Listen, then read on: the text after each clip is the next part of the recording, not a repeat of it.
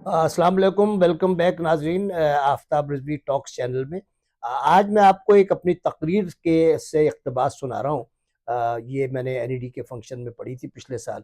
तकरीर बड़ी थी लेकिन इसका एक हिस्सा, एक मखसूस हिस्सा किसी ने नाजरीन में से रिकॉर्ड करके फेसबुक पे डाला और इसको दुनिया भर में बहुत पसंद किया गया और तकरीबन इसके 1 मिलियन व्यूज़ हैं। इसको आप भी देखिए क्योंकि इसमें एक ज़िंदगी का बहुत नाजुक फ़लसफ़ा बयान किया गया है जो उम्मीद है आपको पसंद आएगा। जिंदगी का टोटल स्पैन 70-80 साल होता है बकौल जॉन एलिया के कि हम बेहतरीन, अमीर तरीन, खूबसूरत तरीन और ज़हीन तरीन होने के बावजूद हमारा अलमिया ये है कि हम एक दिन मर जाएंगे।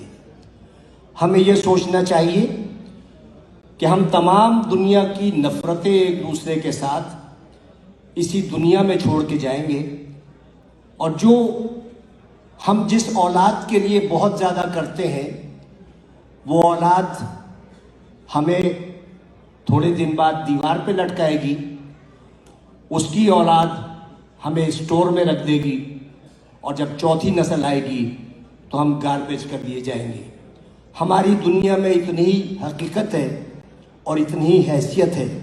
मैं दावे से कहता हूँ कि इस महफिल में बैठे हुए 10% लोगों को भी अपने दादा की शक्ल या परदादा का नाम याद नहीं होगा। यही कुछ हमारे साथ भी होगा। हम लाख दुनिया में फन्ने खान बने रहें, हम लाख दुनिया में ये कहते रहें कि वो आगे क्यों बढ़ गया, वो पीछे क्यों हट गया, लेकिन यकीन जानिए अल्लाह ताला ने जहाँ इंसान पे इतने एहसानात किए हैं वहाँ एक बहुत बड़ा उसका एहसान ये है कि उसने 3 चीज़ें अपने पास रखी हैं।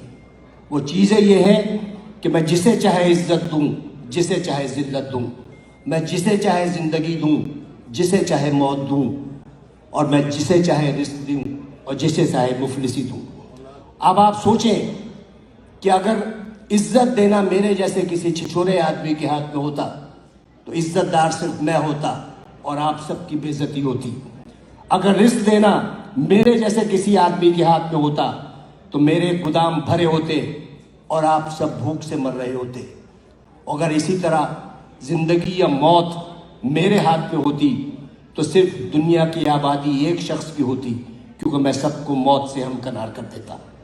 इस राज को समझने के लिए ज़रूरी है कि मोहब्बत और नफ़रत के बुनियादी फ़र्क को समझिए। बहुत बाल बराबर फ़र्क है। मोहब्बत के लिए कहते हैं कि मोहब्बत अंधी होती है, मोहब्बत अंधी होती है और नफ़रत अंधा कर देती है।